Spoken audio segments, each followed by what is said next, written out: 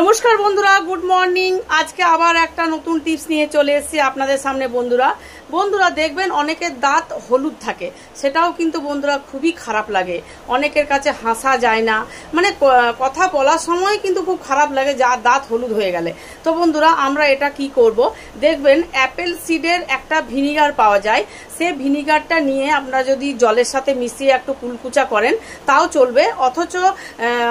অথবা আপনারা কি করবেন, 2 চামচ অ্যাপেল সিডের ভিনিগার নেবেন আর 2 চামচ জল নিয়ে আর একটা তুলো দিয়ে দাঁতের মধ্যে যদি একটু ঘষেন, কিন্তু বন্ধুরা খেয়াল রাখবেন শুধু যেন দাঁতে ঘষা আর আশেপাশে জায়গায় যেন না লাগে, ঠিক আছে? তারপর কিন্তু ঘষার পর আপনারা ব্রাশ কিন্তু অবশ্যই করবেন। ব্রাশ যদি না করেন তাহলে বন্ধুরা দাঁতের কোনো কিন্তু ক্ষতি হতে পারে, এটাও কিন্তু বলছি।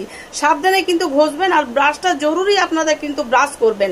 তারপর দেখবেন বন্ধুরা আস্তে আস্তে কিন্তু দাঁতের হলুদ ভাব আপনাদের চলে গেছে। Thank you.